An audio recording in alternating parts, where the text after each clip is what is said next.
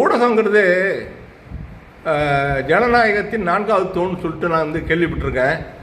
அந்த 4வது தூண் இப்போ வெட்டிச்சு செதிஞ்சு போய் நிற்கிது.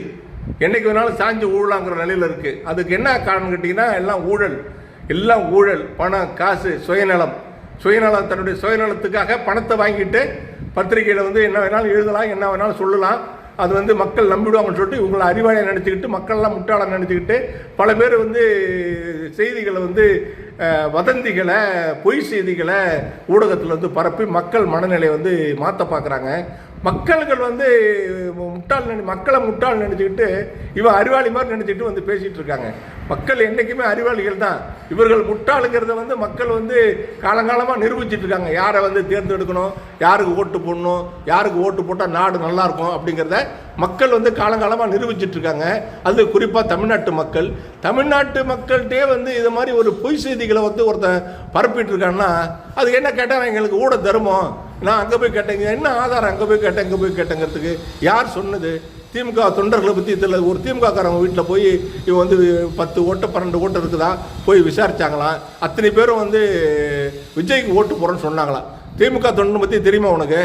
திமுக கண்ட உயிர் போனாலும் ஓட்டை மாற்றி போட மாட்டான். கட்சி மேலே வெறுப்பு இருக்கும், ஒரு கருத்து வேறுபாடு இருக்கும். எது இருந்தாலும் தேர்தல் நெருங்க அந்த உணர்வு அவனை சும்மா வீட்டில் உட்கார வைக்காது. அவன் மட்டும் திமுக ஓட்டு கேட்க ஆரம்பிச்சிருவான். போய் அந்த வேட்பாளரே கூப்பிடலான்னா கூட அந்த வேட்பாளருக்காக ஓட்டு கேட்க, அதுதான் திமுக தொண்டனுடைய உணர்வு.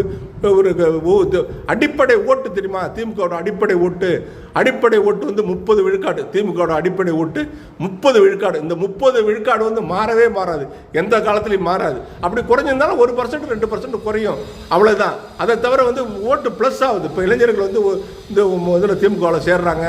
திமுக அரசு பல சாதனைகள் செய்திருக்கு. பெண்களுக்கு, இளம் பெண்களுக்காக, படிக்கின்ற மாணவர்களுக்காக, இது மாதிரி சிறுவர்களுக்காக அப்படின்னு சொல்லிட்டு பல தரப்பு பெண்களுக்காக அப்படின்னு பல தரப்புப்பட்ட மக்களுக்கும் பல நன்மைகளை செய்திருக்காங்க. பல சாதனைகளை செய்திருக்காங்க. நலத்திட்டங்களை அமுல்படுத்தியிருக்காங்க. அமுல்படுத்தியும் ஒன்றுமே இல்லாமல் ஒருத்தன் வீட்டு உள்ள தூங்கிட்டு 50-30 வருஷம் படத்தில் நடிச்சுவிட்டு வீட்டு உள்ள தூங்கிட்டு வெளியிலே போய் ஓட்டு கேட்காம பங்களாவுலேயே படுத்துக்கிட்டு, ஏசி ரூம்லேயே படுத்துக்கிட்டு சும்மா மக்களை சந்திக்காமல் ட்வீட் போட்டே ஓட்டு கேட்டுட்டு இருப்பானா அவனுடைய 10-15 பேர் ப்ராடு பயில பக்கத்தில் வச்சுக்கிட்டு அந்த ப்ராடெல்லாம் போய் வெளியில் பேசிட்டு வதந்தியை பரப்பி விட்டுட்டு இருப்பாங்களா.